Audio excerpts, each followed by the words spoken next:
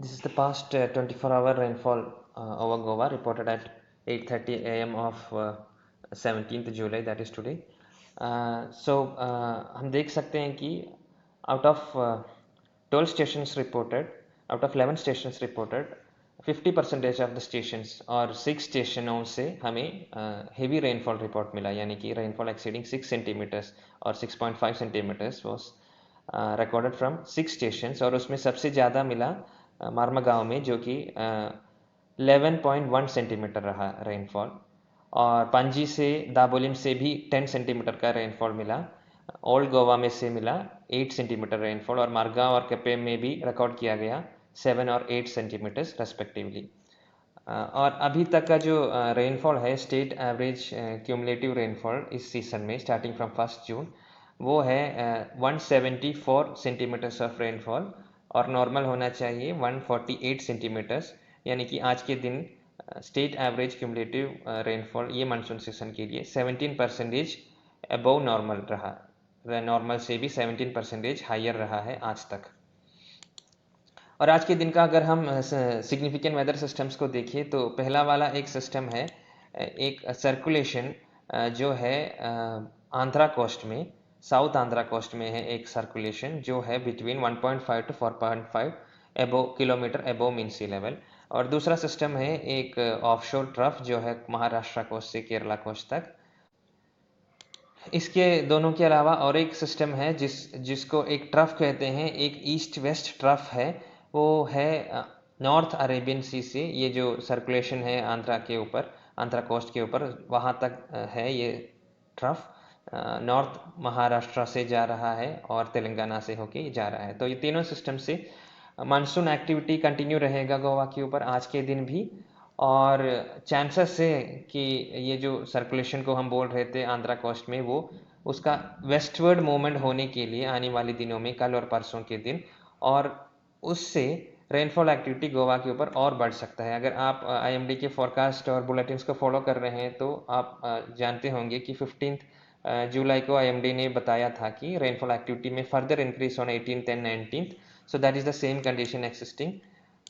Monsoon activity और बढ़ सकता है आने वाले दिनों में, जैसे ये सर्कुलेशन मूव होगा मोर वेस्टवर्ड की ओर। आज के दिन ये आंध्रा कोस्ट में है और कल और परसों के दिन ये और अंदर आ सकता है, रेनफॉल एक्टिविटी बढ़ सकता है। तो that is why extremely heavy rainfall exceeding 20 centimeters is very likely at one or two places over North and South Goa districts on 18th and 19th। 18th और 19th जुलाई को rainfall exceeding 20 centimeters is very likely at one or two places over both the districts of Goa। और very heavy rainfall का जो situation है, rainfall exceeding 11.5 centimetre का, वो continue रहने वाला है गोवा के ऊपर, बिकॉज और एक लो प्रेशर एरिया फॉर्म होने के चांसेस हैं north west bay of Bengal में बाय अराउंड 21 जुलाई। तो ये वेरी हेवी रेनफॉल का जो कंडीशन है वो कंटिन्यू रहेगा probably for a week, probably for about a week from today। Very heavy rainfall is very likely over Goa. Distribution very हो सकता है, कभी 50% ऑफ स्टेशन के लिए दिए हैं तो कभी यानी कि फ्रॉम 20th ऑनवर्ड्स 1 और 2 स्टेशन के लिए दिए हैं। लेकिन ये वेरी हेवी रेनफॉल का क्राइटेरिया कंटिन्यू रहेगा गोवा के ऊपर, और there is a possibility for a low pressure area to form over north west bay of Bengal. So इसलिए please be regularly updated with the warnings that are issued by IMD in the coming days. अगर systems जो है rainfall providing systems जो है उनको intensity नहीं तो proximity Goa से कंपैरेटिवली ज़्यादा है, तो वार्निंग कलर्स भी अपग्रेड हो सकते हैं। इसलिए please be regularly updated with the warnings in the coming days. तो this is warnings issued for districts of Goa as on 17th July. Red coloured weather warning दिया गया है गोवा की north and south Goa district के लिए ऑन 18th फॉर 18th जुलाई। और जो increase activity है वो 19 को भी कंटिन्यू होने के चांसेस है। So please be updated on coming days regarding the weather warnings. और ये रेनफॉल के साथ साथ from 18th July strong winds भी होने के चांसेस है, winds reaching to around gusting to around 60 kilometre off coast, और कोस्ट में भी gusting to around 50 kilometres per hour के चांसेस हैं। तो please be updated about that.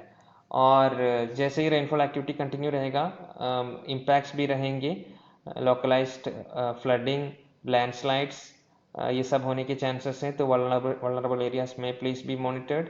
और शॉर्ट टर्म डिस्ट्रप्शन हो सकता है road, rail, air and ferry traffic के लिए।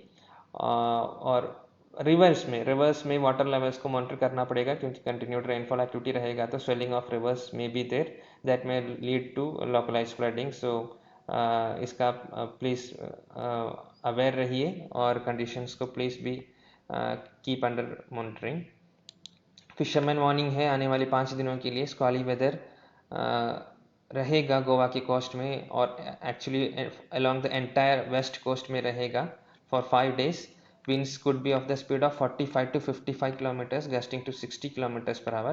so इसलिए fishermen are requested not to venture into sea for the coming 5 days starting from 17th July।